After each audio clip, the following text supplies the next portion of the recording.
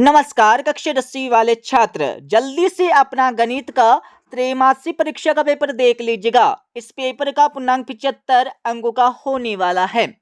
समय 3 घंटे का और आपको इस पेपर का संपूर्ण हल इसी वीडियो में मिलने वाला है।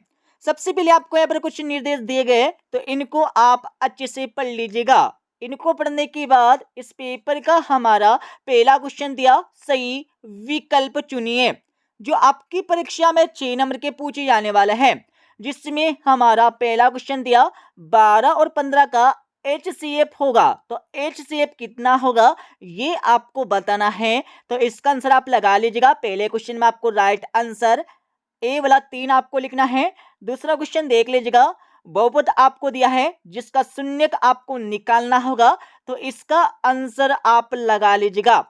दूसरे क्वेश्चन में आपको राइट आंसर लिखना होगा बी वाला -2 और -5। अब यहाँ पर हमारा तीसरा क्वेश्चन देख लीजिएगा, निम्नलिखित में से दो चरों में रेखिक समीकरण है, तो इसका आंसर आप लगा लीजिएगा। इसमें आपको राइट आंसर यहाँ पर लिखना होगा डी वाला, ठीक है। अब यहाँ पर चौथा क्वेश्चन देख लीजिएगा, जिसमें यहाँ पर दिया गया है समीकरण x² प्लस x-1 बराबर 0 के मूलों की प्रकृति होगी। तो मूलों की प्रकृति कैसी होगी ये आपको बताना होगा। तो इसका आंसर आप लगा लीजिएगा। चौथे क्वेश्चन में आपको राइट आंसर बी वाला वास्तविक और भिन्न लिखना है। अब आपका पांचवा क्वेश्चन देख लीजिएगा, जिसमें समांतर श्रेणी का 30वां पद आपको ज्ञात करना होगा। तो इसका आंसर आप लगा लीजिएगा। इसमें आपको राइट आंसर सी वाला -77 आपको लिखना है। अब यहाँ पर 6 वाला क्वेश्चन देख लीजिएगा, जिसमें आपको DA ज्ञात करना है। क्या ज्ञात करना है? डी आपको ज्ञात करना है, ठीक है। तो इसका आंसर आप लगा लीजिएगा। इसमें आपको राइट आंसर लिखना होगा सी वाला 4.5 सेंटीमीटर। अब यहाँ पर दूसरा क्वेश्चन देख लीजिएगा। दूसरे क्वेश्चन में क्या करना, आपको रिक्त स्थानों की पूर्ति करना है, जो आपकी परीक्षा में 6 नंबर के पूछे जाने वाले हैं।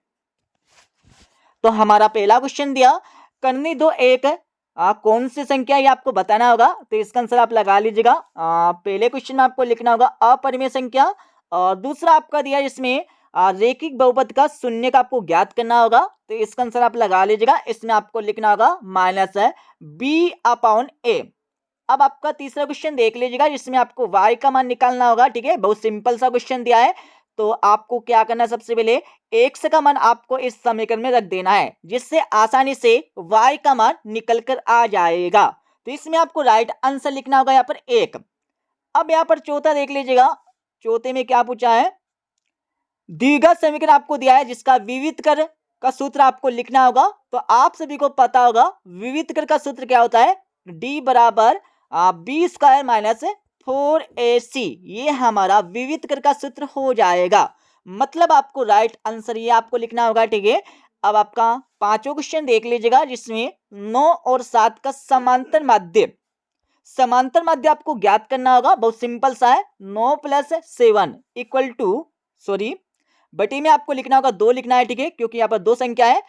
तो यहाँ पर जोड़ लीजिएगा, 9 और 7 हमारे कितने हो जाएंगे, तो यहाँ पर 16 हो जाएंगे, ठीक है। 16/2, तो 2 का भाग दे दीजिएगा, कितना आ जाएंगे हमारे 8 आ जाएंगे, ठीक है। तो इसमें आपको राइट आंसर लिखना होगा यहाँ पर 8। अब यहाँ पर 6 वाला क्वेश्चन देख लीजिएगा, सभी खालिस्तान त्रिभुज समरूप होते हैं, तो कौन से त्रिभुज समरूप होते हैं ये आपको बताना होगा। तो इसका आंसर आप लगा लीजिएगा। इसमें आपको राइट आंसर लिखना होगा समबाहु। तो समबाहु त्रिभुज यहाँ पर समरूप होते हैं। इसके साथ यहाँ पर हमारा 3 वाला क्वेश्चन देख लीजिएगा। 3 वाले क्वेश्चन में आपको सत्य अथवा असत्य बताना है, जो आपकी परीक्षा में 6 नंबर के पूछे जाने वाले हैं। तो हमारा पहला क्वेश्चन दिया, प्रत्येक वास्तविक संख्या एक अपरिमेय संख्या होती है, तो बिल्कुल यहाँ पर नहीं होती है, असत्य हो जाएगा। दूसरा आपका दिया है, जब d का मान 0 तो वर्ग समीकरण के मूल वास्तविक होते हैं। मतलब यदि विविध का मान 0 से अधिक होता है तो मूल यहाँ पर वास्तविक होते हैं, तो यहाँ पर बिल्कुल यहाँ पर होते हैं, सत्य हो जाएगा। इसके साथ आपका तीसरा दिया है, यदि एक त्रिभुज के दो कोण एक अन्य त्रिभुज के क्रमशः 2 कोणों के बराबर हो तो त्रिभुज समरूप होते हैं, तो बिल्कुल यहाँ पर होते हैं, सत्य हो जाएगा। इसके साथ आपका चौथा दिया है, तो चौथा आप लगा लीजिएगा। चौथा हमारा बिल्कुल सत्य हो जाएगा, ठीक है। इसके साथ आपका 5वां दिया है, तो 5वां भी आपका बिल्कुल यहाँ पर सत्य हो जाएगा। और 6 वाला क्वेश्चन दिया तो 6 वाला क्वेश्चन आपका असत्य हो जाएगा। अब यहाँ पर हमारा क्वेश्चन नंबर 4 देख लीजिएगा। क्वेश्चन नंबर 4 में क्या करना, आपको सही जोड़ी का मिलान करना है। तो सही जोड़ी का मिलान सावधानी पूर्वक कर लीजिएगा। तो हमारा पहला दिया 9 और 27 का एलसीएम, तो इसमें आपको लिखना होगा 27 आपको लिखना है। और दूसरा आपका दिया जिसमें शून्यों का योग, तो इसमें आपको लिखना होगा यहाँ पर सी वाला। और इसके साथ आपका तीसरा दिया है यदि x बराबर 0, तो यहाँ पर तीसरे का आंसर लगा लीजिएगा। इसमें आपको लिखना होगा वाई सॉरी यहाँ पर एफ वाला। और चौथा आपका दिया है, चौथे में आपको लिखना होगा यहाँ पर डी वाला। और इसके साथ आपका 5वां दिया है समांतर श्रेणी का एनवा पद।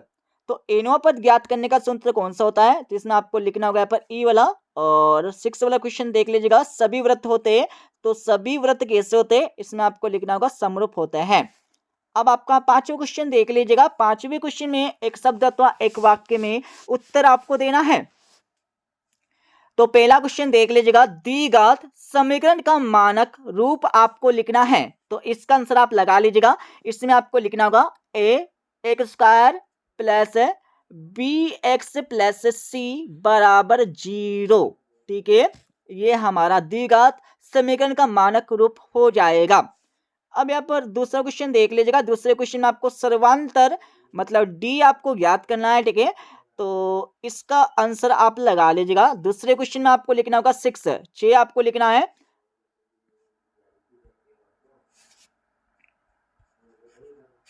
उसके बाद आपका यहाँ पर तीसरा क्वेश्चन देख लीजिएगा, क्या सभी वर्ग समरूप होते हैं।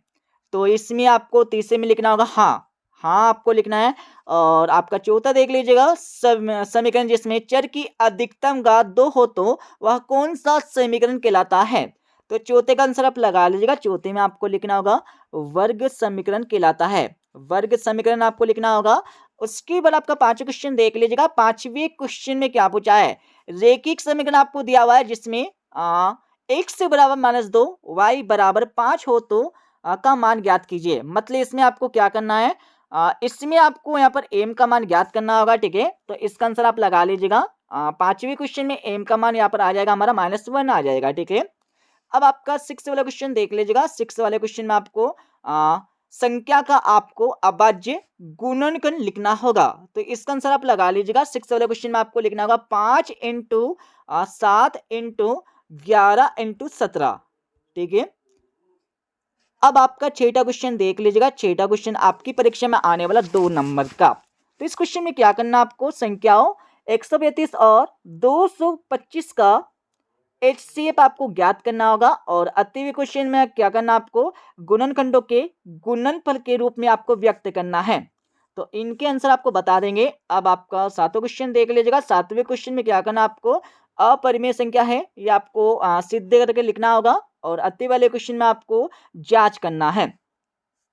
8वां क्वेश्चन देख लीजिएगा। 8वें क्वेश्चन में आपको शून्य ज्ञात करना होगा। और इसके अति वाले क्वेश्चन में आपको द्विघात बहुपद आपको ज्ञात करना है। अब आपका 9वां क्वेश्चन देख लीजिएगा। 9वें क्वेश्चन में आपको क्या करना है, शून्यकों का गुणनफल ज्ञात करके लिखना होगा। और अति वाले क्वेश्चन में आपको k का मान निकालना है।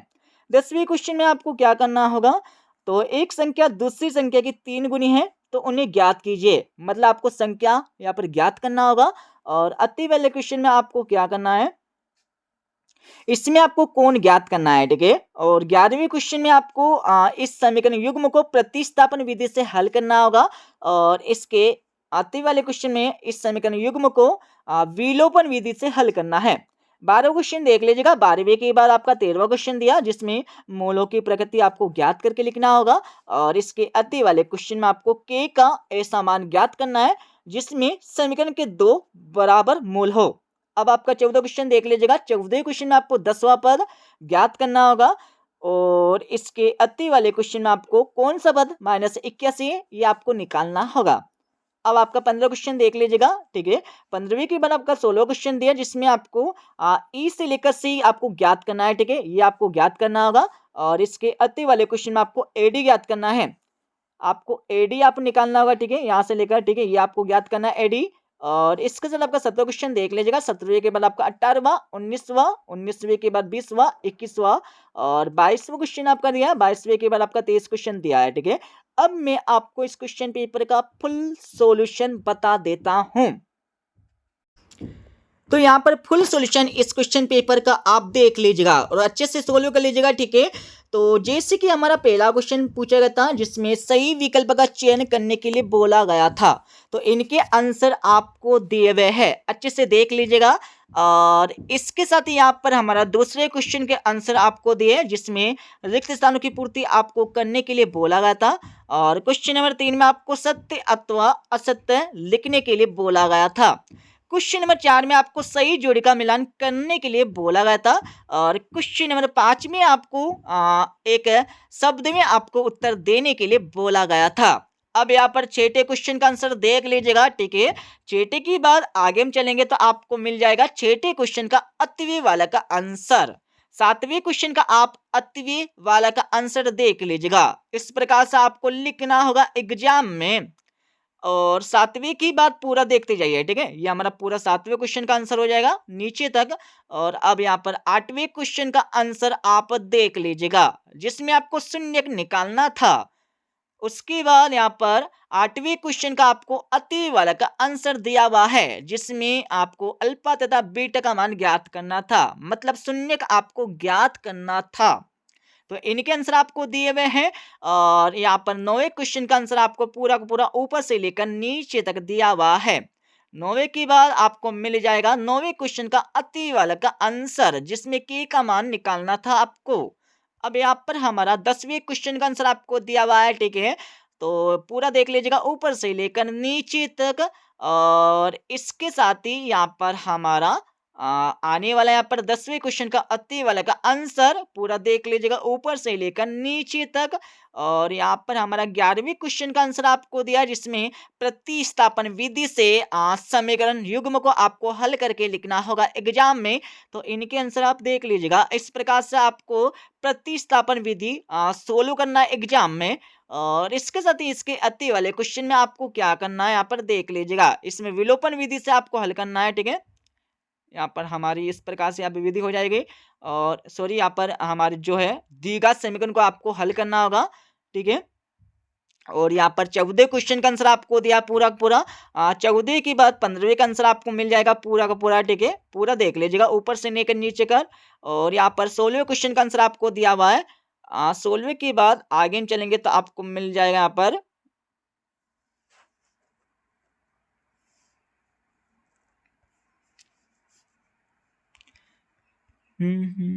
यहाँ पर हमारा यहाँ पर देख लीजिएगा 21वें क्वेश्चन का आंसर आपको दिया है, ठीक है। पूरा ऊपर से लेकर नीचे तक हमारा 21वें क्वेश्चन का आंसर हो जाएगा। थोड़ा आगे पीछे यहाँ पर क्वेश्चनों के आंसर दिए हुए बट आप मैनेज कर लीजिएगा। ये हमारा 7वें क्वेश्चन का आंसर आपको दिया है, ठीक है। 7वें के बाद आगे हम चलेंगे तो आपको मिल जाएगा 12वें क्वेश्चन का अति वाला का आंसर, ठीक है। और इसके साथ ही यहाँ पर हमारा मिल जाएगा 17वें क्वेश्चन का आंसर आपको दिया है। पूरा देख लीजिएगा ऊपर से लेकर नीचे तक, ठीक है।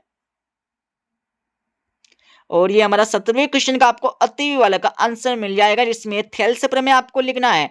तो इस प्रकार से आपको एग्जाम में लिखना होगा थेल्स प्रमेय का कथन। और आपको यहाँ पर डायग्राम भी बनाना है, मतलब चित्र भी आपको बना के लिखना होगा, ठीक है। और इसके साथ ही यहाँ पर हमारा अगला क्वेश्चन का आंसर देख लीजिएगा। 18वें क्वेश्चन का आंसर आपको दिया हुआ है। 18वें के बाद आगे हम चलेंगे तो आपको मिल जाएगा 19वें क्वेश्चन का आंसर। 19वीं के बाद आगे हम चलेंगे तो आपको मिल जाएगा यहाँ पर 20वें क्वेश्चन का आंसर, ठीक है। 20वीं के बाद आगे हम चलेंगे तो आपको मिल जाएगा 22वें क्वेश्चन का अति वाला का आंसर। और हमने आपको पहले ही 21वें क्वेश्चन का आंसर बता दिया है। और ये हमारा 23वें क्वेश्चन का आंसर आपको दिया है। तो इस प्रकार से हमने इस क्वेश्चन पेपर का फुल सॉल्यूशन आपको बता दिया है, ठीक है। मिलते अगले वीडियो में।